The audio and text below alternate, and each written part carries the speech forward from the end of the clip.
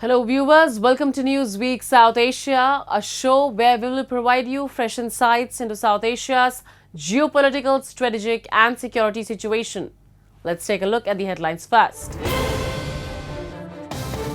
India rebukes Pakistan's Kashmir rhetoric at UNGA. Kashmiri activists highlight harsh realities of Pakistani terrorism in Valley. And UK PNP Secretary raises alarm over Pakistan's repression in POJK at UN Human Rights Council.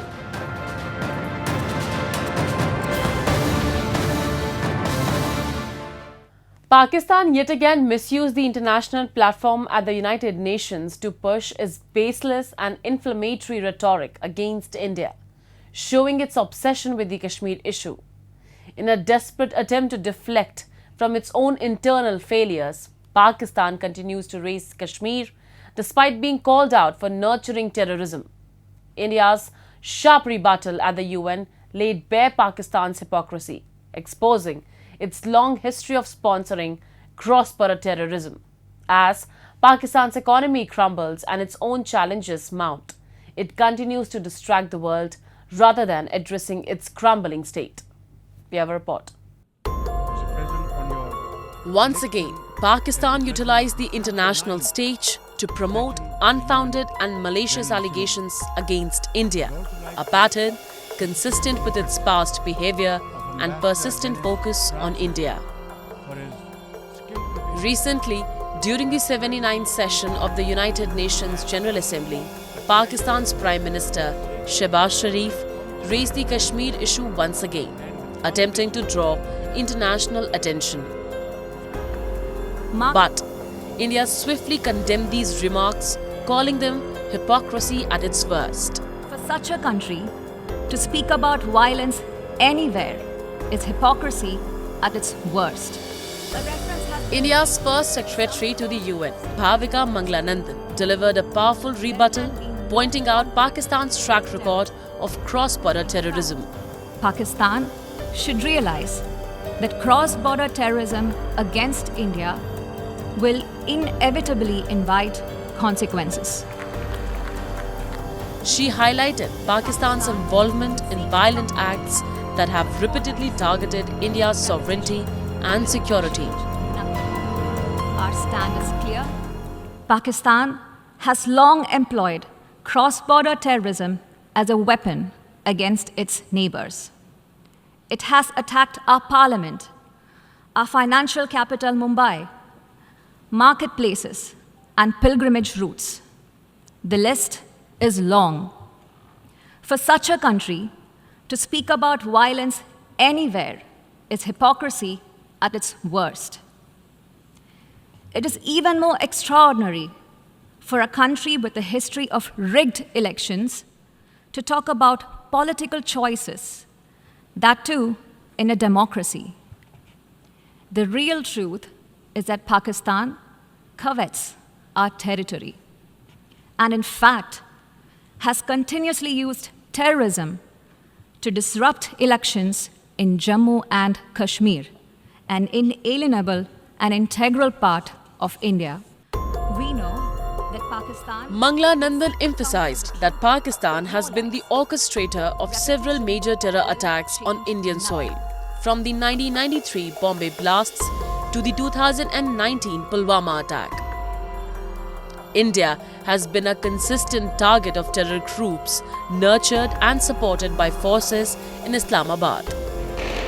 These attacks, which include the 2001 Parliament attack, the 2008 Mumbai terror attacks and others, have not only caused hundreds of lives but have also inflicted immense damage to India's infrastructure and security. Despite these provocations, India has continued to fortify its counter-terrorism efforts. India's External Affairs Minister S. Jaishankar, in his address to the UNGA, reinforced India's stance on Pakistan's cross-border terrorism. He asserted that the only issue between the two nations is the return of Pakistan-occupied Kashmir to India. a dysfunctional nation coveting the lands of others must be exposed and must be countered. We heard some bizarre assertions from it at this very forum yesterday. So let me make India's position perfectly clear. Pakistan's cross-border terrorism policy will never succeed, and it can have no expectation of impunity. On the contrary, actions will certainly have consequences. The issue to be resolved between us is now only the vacation of illegally occupied Indian territory by Pakistan, and of course, the abandonment of Pakistan's long-standing attachment to terrorism. Pakistan's repeated efforts to raise the Kashmir issue at the UN are widely seen as a strategy to deflect attention from its domestic crisis. The country is grappling with severe economic and political turmoil created by its own failed diplomacy. India's strong stance underscores the futility of Pakistan's attempts to internationalize the Kashmir issue. It is time for Pakistan to focus on solving its own internal problems and contribute to peace and stability in the region, rather than spreading falsehoods at international forums. India's message to the world is clear that there can be no tolerance for terrorism, and Pakistan's support for these actions will face the consequences. The Kashmir issue, as far as India is concerned, has only one solution: the return of Pakistan-occupied Kashmir to its rightful place.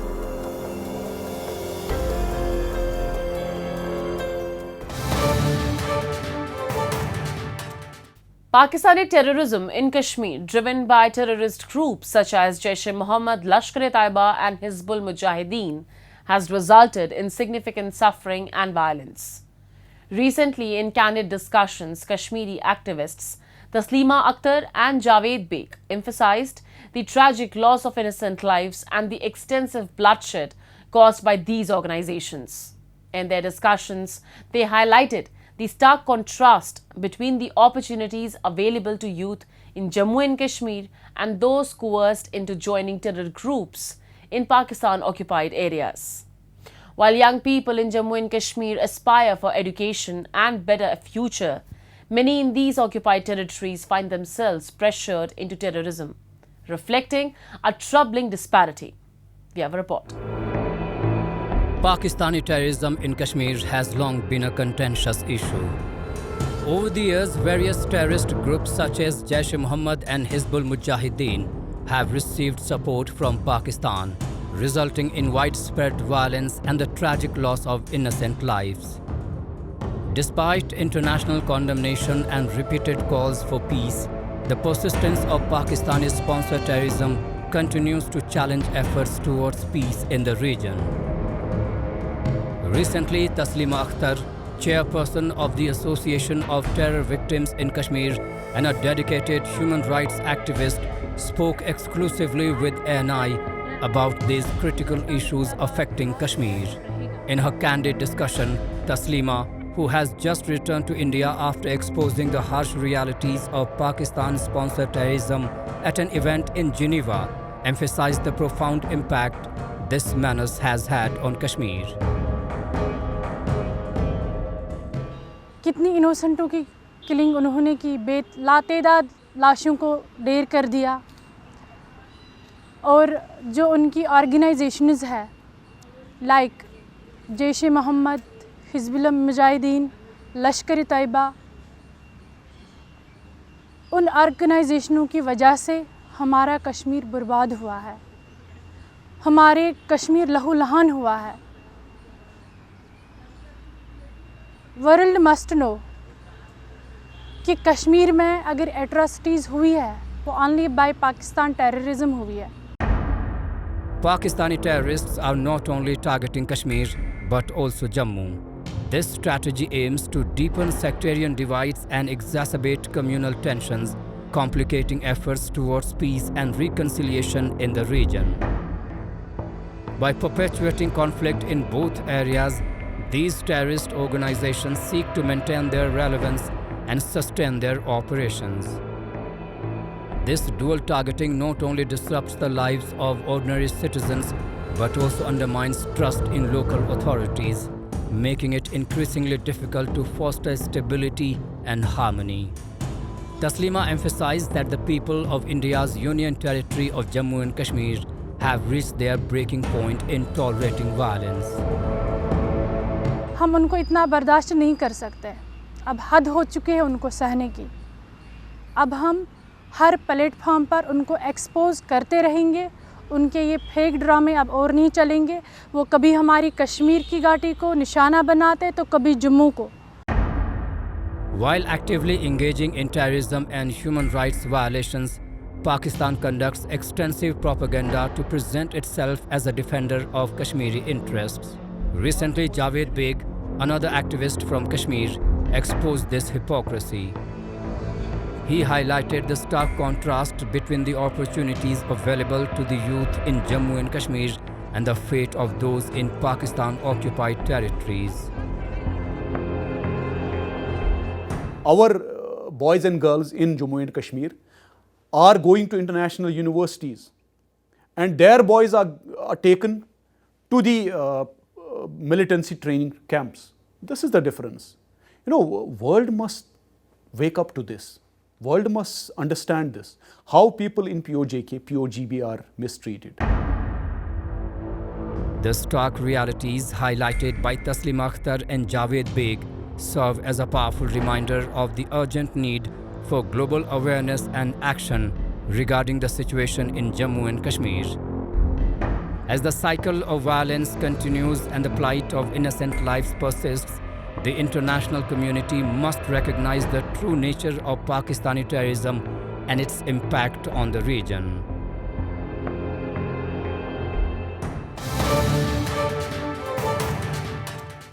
As Pakistan continues its suppression of dissent and human rights in Pakistan-occupied Jammu and Kashmir and Gilgit-Baltistan, voices of resistance are growing stronger, calling for global intervention.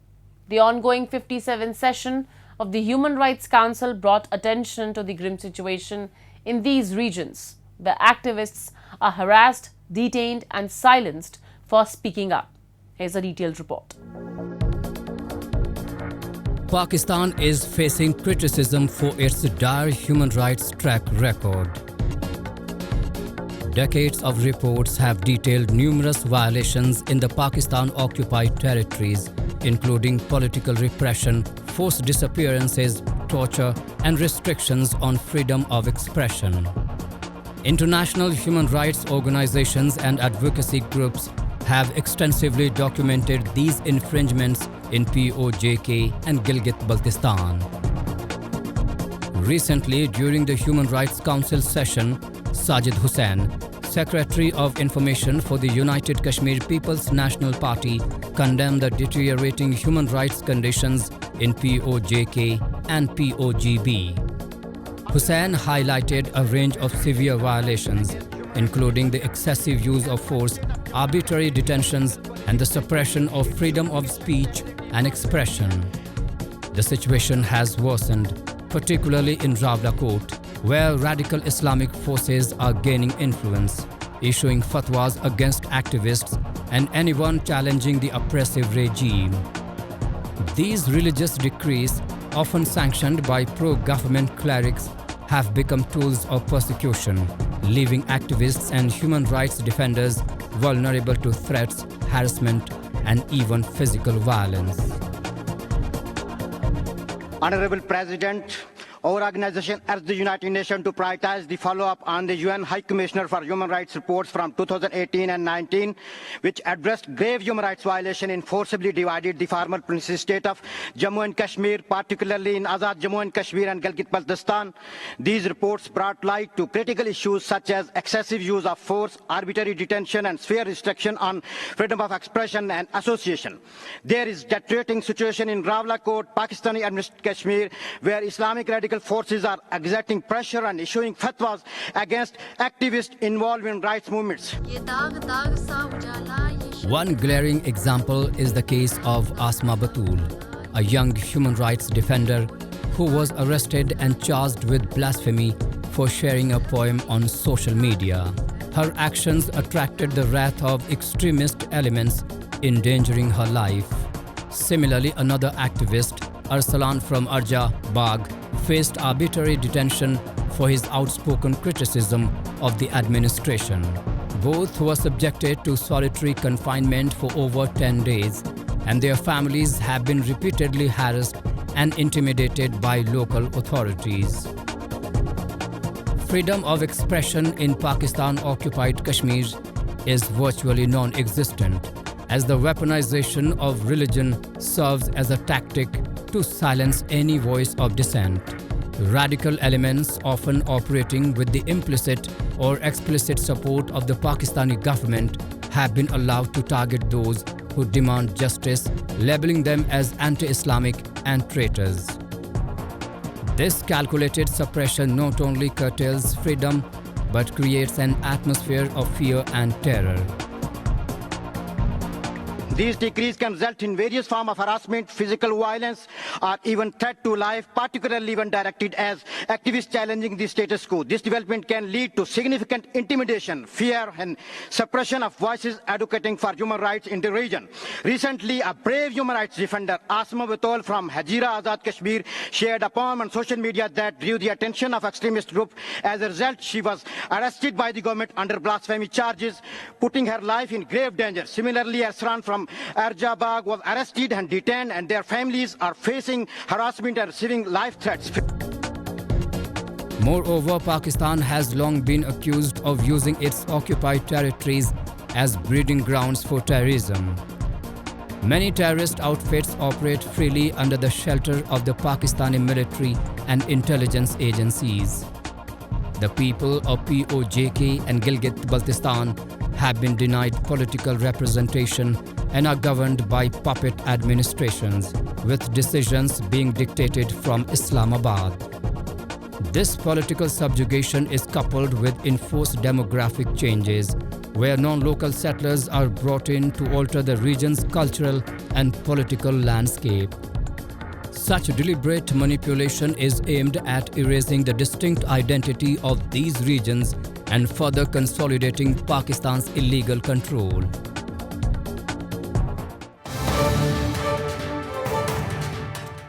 Pakistan's relentless efforts to destabilize India have once again been exposed as security forces in Jammu and Kashmir successfully neutralized a terrorist believed to be linked with the Pakistan-backed Jaish-e-Mohammed.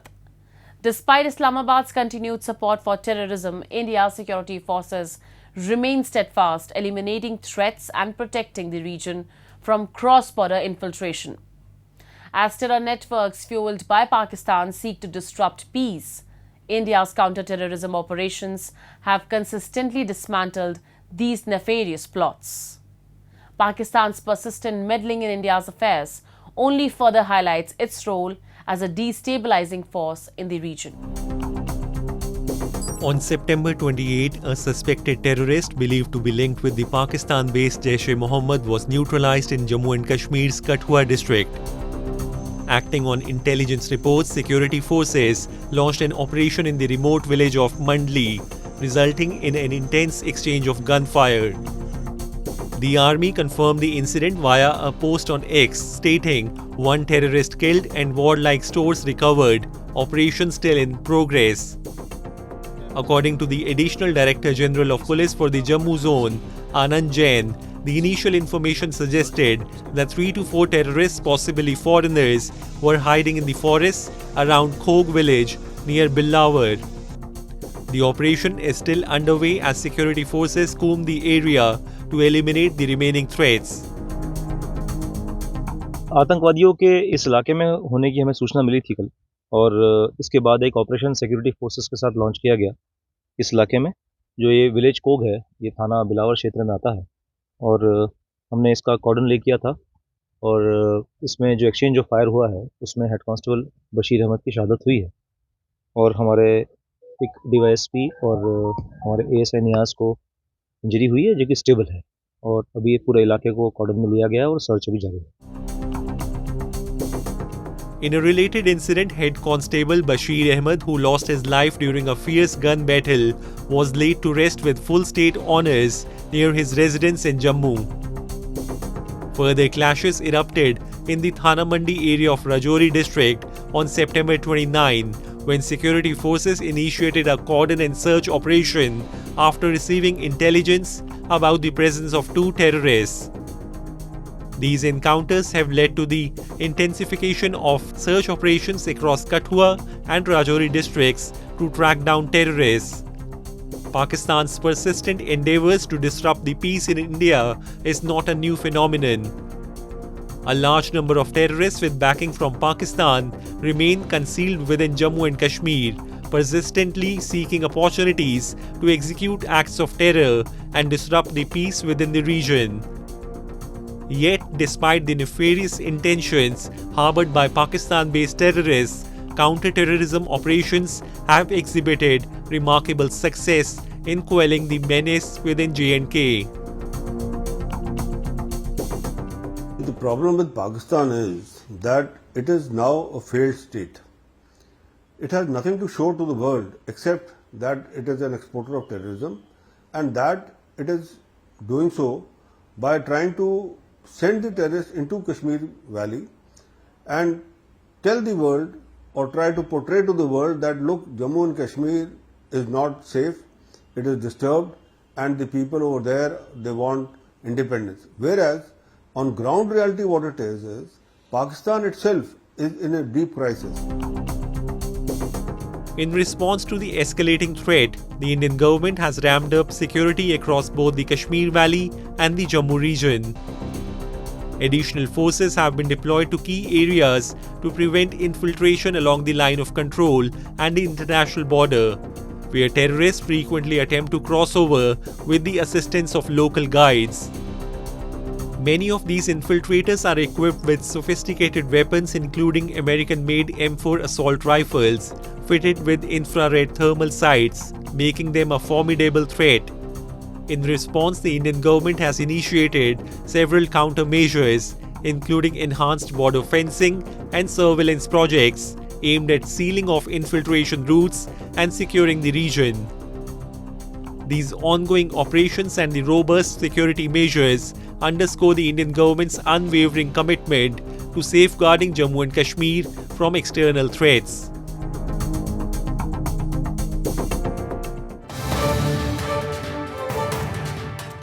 And with that, we come to the end of this edition of Newsweek South Asia. We'll be back next week with more news, views and analysis from the subcontinent. Meanwhile, do keep writing to us at nwsa@anin.com. This is Shivangi Mishra signing off on behalf of the entire production team of Newsweek South Asia. Goodbye and take care.